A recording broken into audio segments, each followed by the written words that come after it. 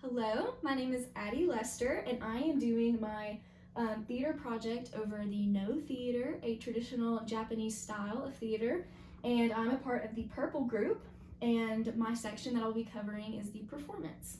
So let's start. Okay, the full term for the Noh Theater is the Nogakushi, so that is the term to describe all the members of the Noh performances and to describe a Noh actor.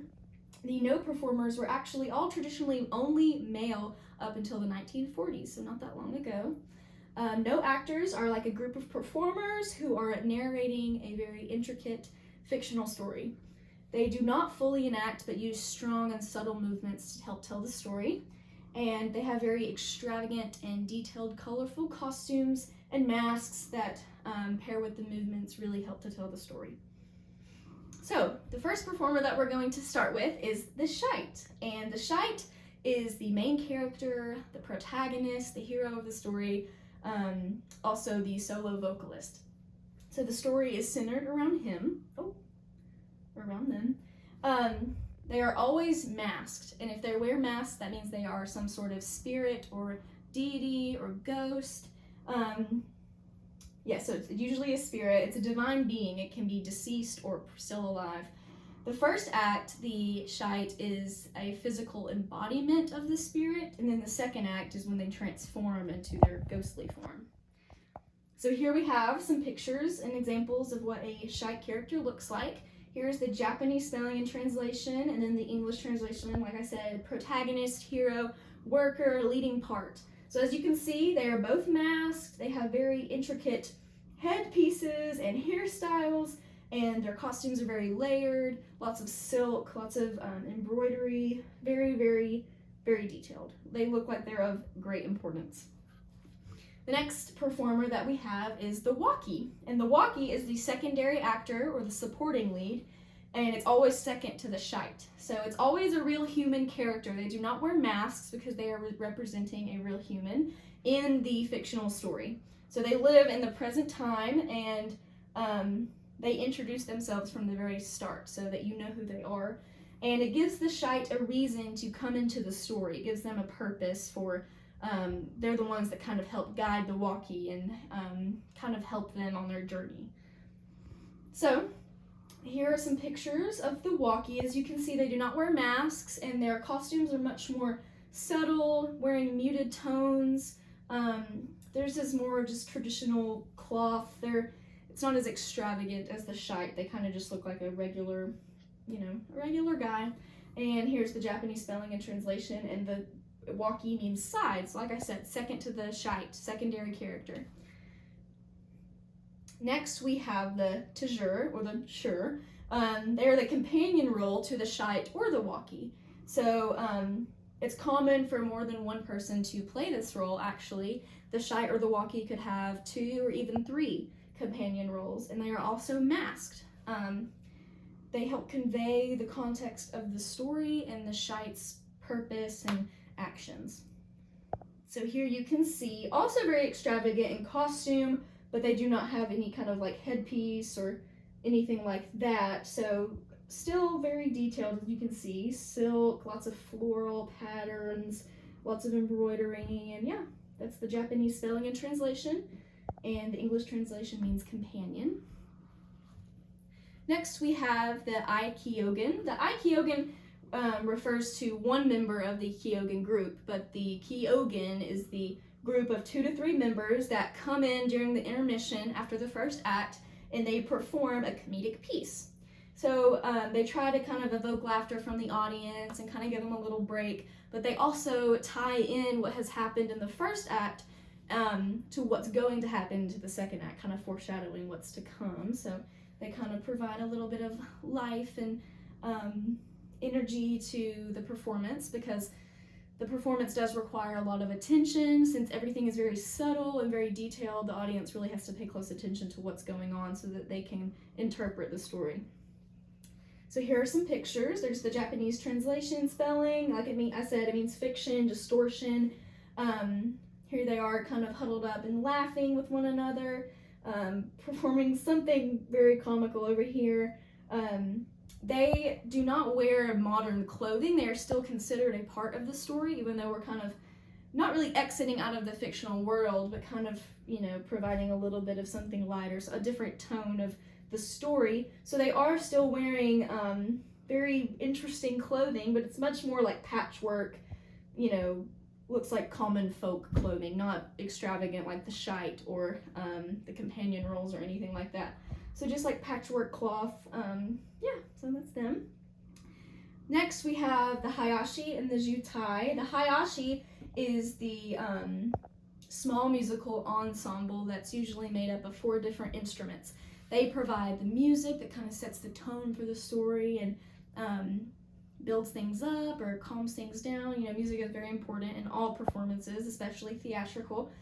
The 4 total instruments played are a flute, a small hand drum, a large hand drum, and a stick drum. And then the Jutai is the chorus, and they're usually made up of 6 to 10 people. They speak on behalf of the shite or the walkie, so those characters don't really do any speaking, it's more so the chorus. They narrate, they explain the feelings and the thoughts of these characters, they describe the story, while the actors are more focused on their subtle movements and wearing these extravagant costumes to kind of, for the visual effect of the story, I guess. And this chorus is actually very similar to the role of ancient Greek chorus members. So here is the Hayashi. This is the Japanese spelling and translation, and it comes from the verb hayasu, which means to praise or to favor. So here you can see in the background, I'm not sure, this might be the shite or the companion role here, but you can see the flute and then the little drums back here.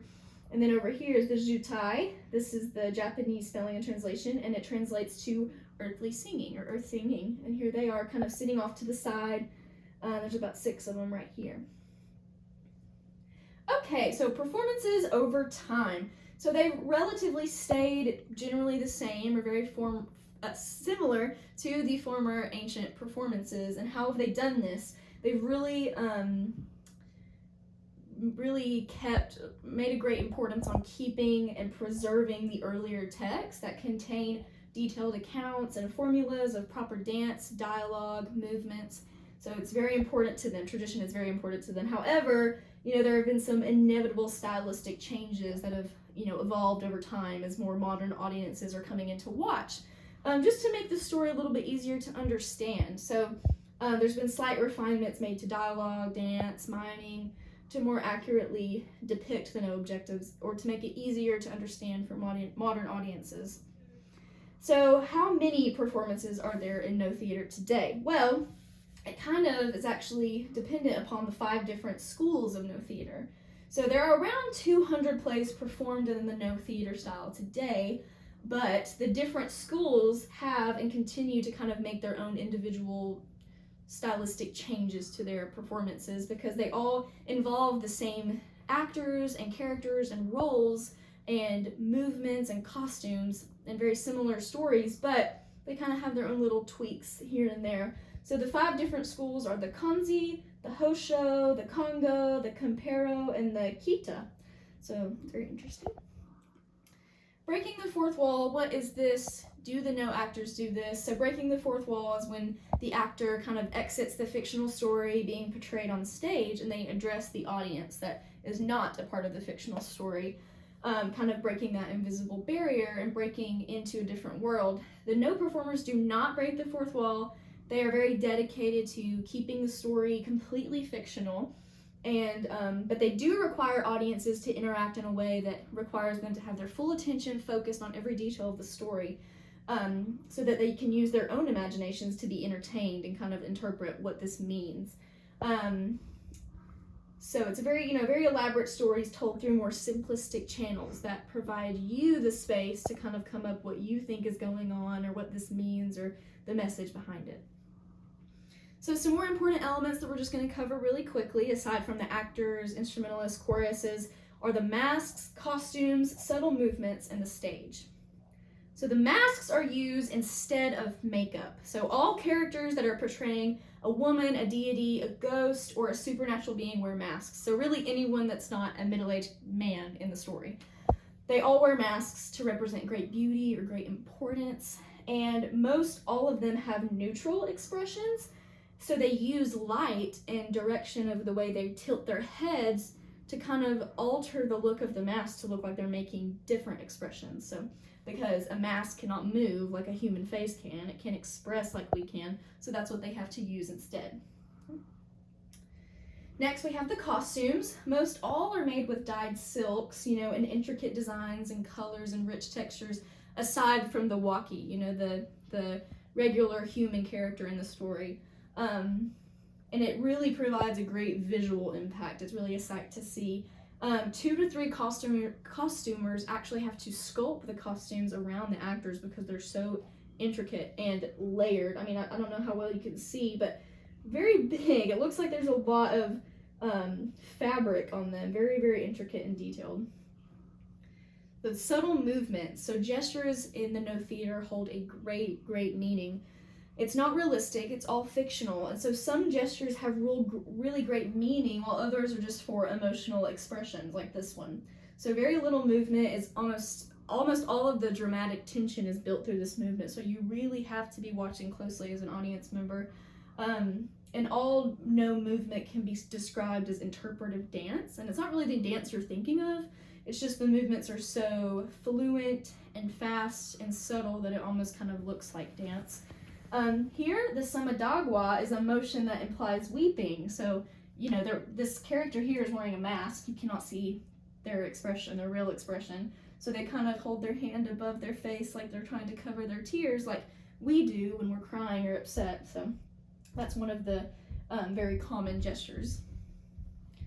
And lastly, for the important elements, we have the stage. It's a very open setting. Traditionally, it was outdoors. The stage was outdoors underneath this kind of traditional Asian architecture here with this curved roof, but they moved them indoors, and all Noh theaters are exactly the same. They have this kind of long hallway here that juts out to the side, and then this kind of smaller open stage here with no curtains. Nothing is hid behind any curtains.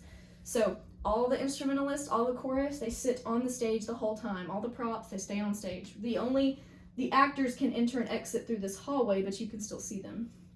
So, as you can see, the pine tree painted on this back wall, I don't know how well you can see it, but there's a pine tree painted on this back wall, and it's supposed to represent the legend of how the Japanese received the legends of Noh Theater from heaven to mankind. That's kind of what they believe.